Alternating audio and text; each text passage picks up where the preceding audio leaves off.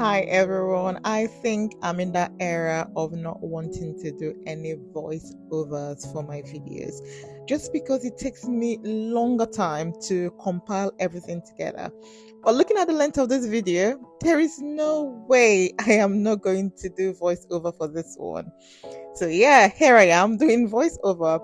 I so much love cooking, and you can tell from the quality of my cooking.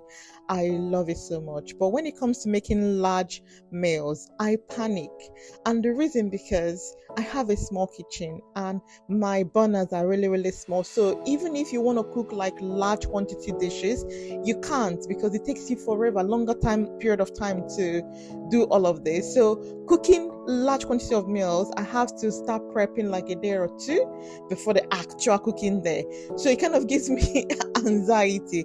But I still manage, and I'm hoping that one day when I decide to venture into catering or doing other things that requires me cooking large quantity of meals, maybe by then I must have moved from this house to my own house. So yeah, so let's go back to the cooking. So now let me talk you through what I've done. So I bought my chicken from Marks and Spencer's, and as you can see here, I washed the sink, put everything in the sink, added salt and some vinegar, and I washed with lemon as well. So I scraped everything to make sure that the hair comes off, and I washed them thoroughly before now placing in a bowl for seasoning. I love buying my chicken from Marks and Spencer's. I love the taste of it, especially I buy the organic ones, really, really good. In my coffee grinder, and I added some allspice and some ingesta seeds and then blended everything together. Remember, I'm making a large meal, so I didn't really measure anything, so I'm just eyeballing everything and cooking as I see fit. So blended everything together and then set aside. Then I started seasoning my washed chicken. I added the blended seeds, followed by salt, and then I added my grill mix. If you've ever used my grill mix, the Food Ace grill mix, or any of my spices, I put in love into everything I do.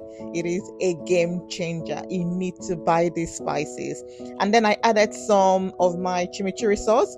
You can find the recipe on my YouTube channel. Some oil and also liquid Maggi seasoning. Then massaged everything into the chicken, covered with cling film, and left in the fridge. So this I prepped a day before, in the evening before I went to bed. I prepped all of this and left in the fridge till the next day.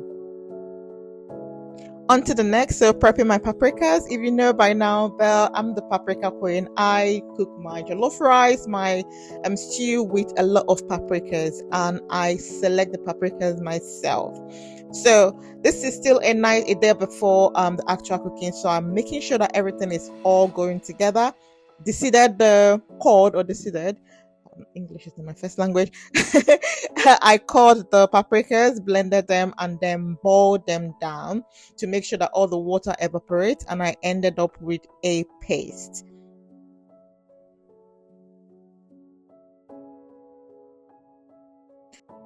So here I am in the morning of the actual cooking.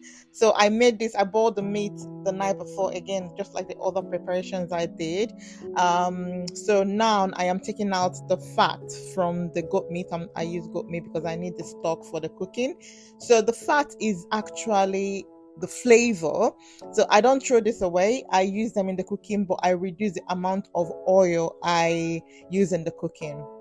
And the paprika paste I prepared the night before, so good. And again, tin tomatoes, coconut oil, my favorite, but because I didn't have enough, I bought this one from Morrison's.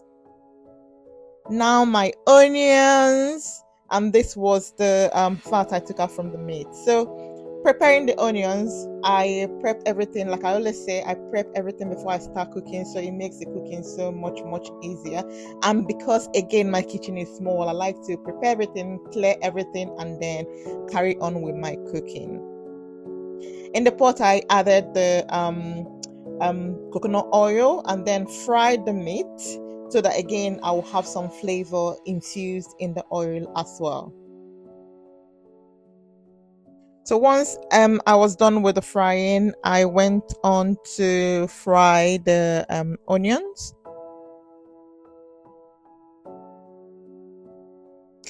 I think I fried this for about a minute and then added my paste and fried everything together.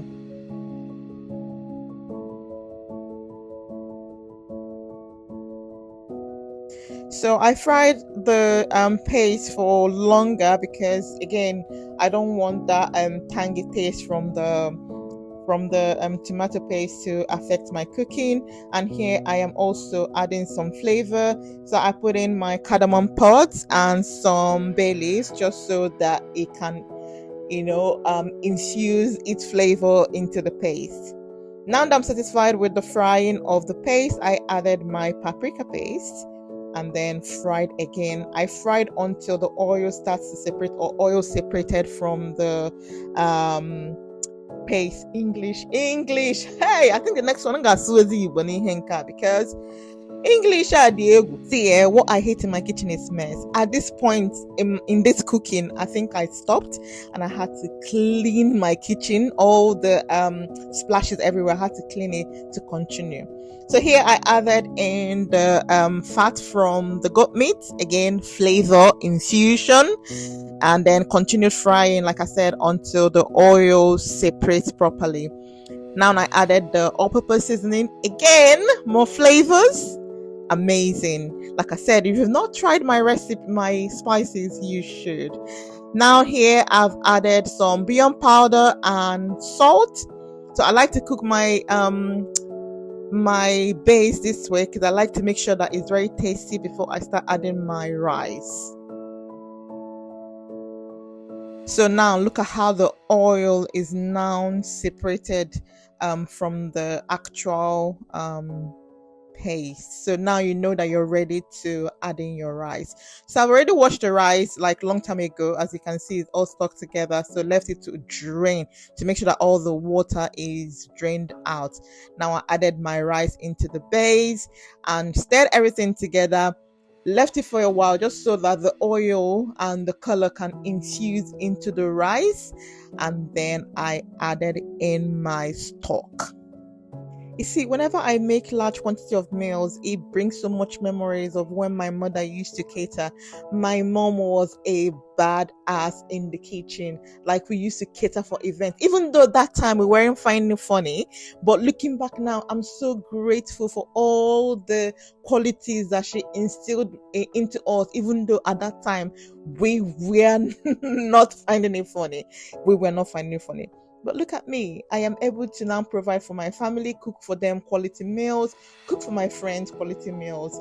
And yeah, life is good. So just try and show up the best way you can for your loved ones, even though at that time they may not see the value in it, but continue doing your best in love, and of course you're going to reap the fruit of your labor. So yeah, let's go back to the cooking. I've added in my stock and some water, and remember, when you're cooking and adding all this in, make sure that you're tasting as well to adjust the taste, to make sure that the salt is good and everything needs to be perfect before you now steam cook. So here I added a little bit of salt and also some all-purpose seasoning and stirred everything together, and at this point it was perfect. So as we know, we are going to steam cook. So I covered with foil and then turned down the heat to the lowest and allowed to cook. Moving on to the grilling of the chicken. So this was, like I said, I did left in the fridge to marinate overnight, and now I've put it all on the rack and it's going into the oven. Now over to the rice, and then how many minutes in? I think 45 minutes in, I had to check because it's a big pot and I'm making a big quantity of rice. I had to make sure that the heat is reaching everywhere so that some will not be cooked and the others left uncooked. So stir a little bit and then cover again with the foil and the cover and let it continue to steam cook as needed.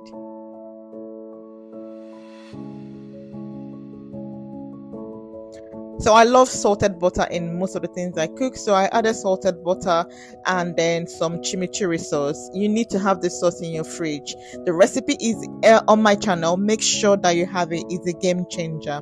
Onto the glaze, so I use lemon and lime, some chimichurri sauce, some syrup, and barbecue sauce.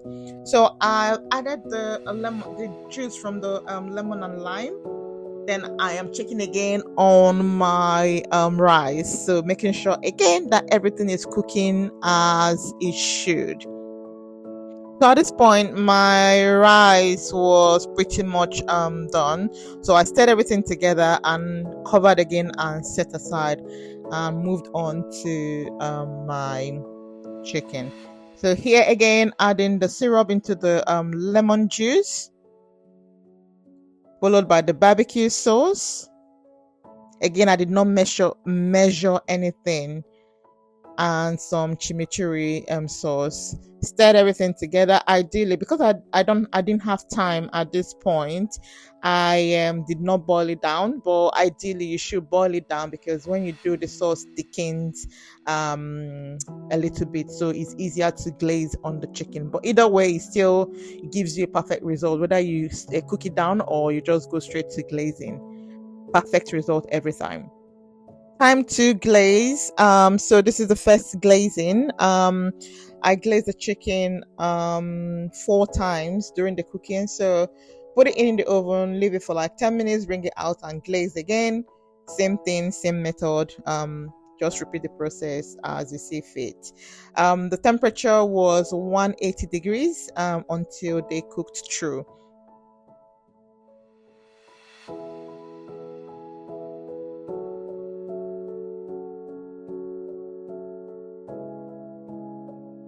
So the first rack of chicken done, going into the oven, and this is second rack. And because of how big the chicken was, I made some in the air fryer as well. So I made sure I coated everything.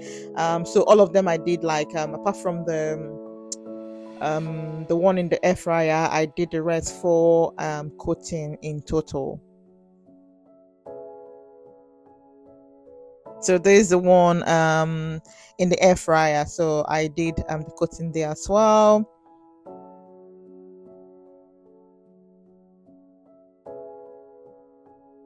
And this is the second pan. So I have dual air fryer. So making sure that everything is all coated.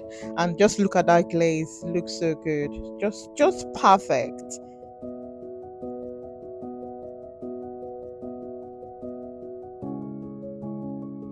So cooking all the chicken in different places made life easier for me. So look at the one from the air fryer; they finished quite on time before the rest. But this was me again doing like the fourth coating, I think. Just making sure that everything comes out bang, bang, bang. So yeah, looks so good already.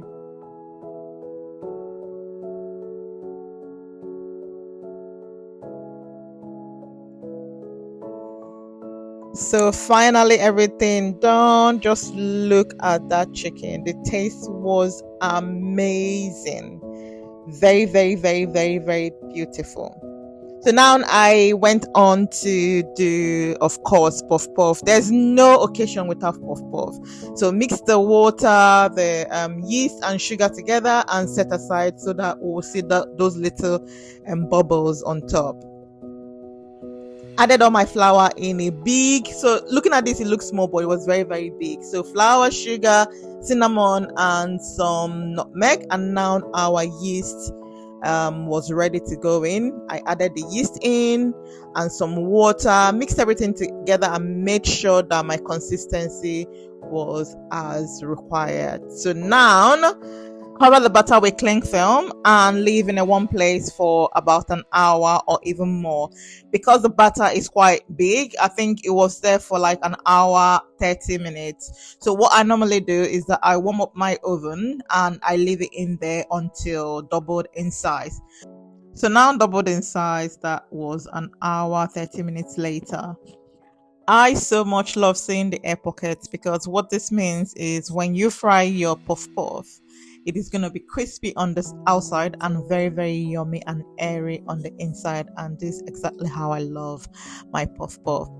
So I fry them all up. So another trick to frying your puff puff to make sure that you don't burn them is heat up your oil. The initial frying, make sure the oil is well heated. Then you fry the first batch, and then when you take it out, you turn off the heat, put in or drop in all your dough and let it rise, and then you increase the heat again to the highest and then fry until golden. This way you're making sure that the inside is well cooked rather than the outside cooked and the inside not properly cooked. Do you know what? I actually surprised myself with this particular food I cooked for a friend because I was so on time. I guess because I was mentally prepared and whatever will happen will happen. So I made sure that I prepared everything that was supposed to be prepared and then cooked on time. And because I used the air fryer as well, it made the cooking process of the chicken quite quick. So I was actually thinking, well, you've got this together. Maybe it's time to start that cooking business. Anyway, so here everything was all ready and I packed all the food and delivered to my friend, and she was so grateful and thankful for the food, and she did mention that everybody enjoyed the food. Yeah, so yeah, I am so proud of myself and I continue to push past my comfort zone. And this is a reminder that you can do whatever you set your mind to do. Don't be like Belle that is always giving excuses with the kitchen being small and this and that. You can do whatever you want to do, even in a small kitchen. And this is me saying thank you so much for coming back to my channel to watch my videos. I hope that one day I'm going to get the hang of this voiceover. But in the meantime, thank you. I am grateful and I do appreciate you. Look after yourself and see you in my next one. Bye.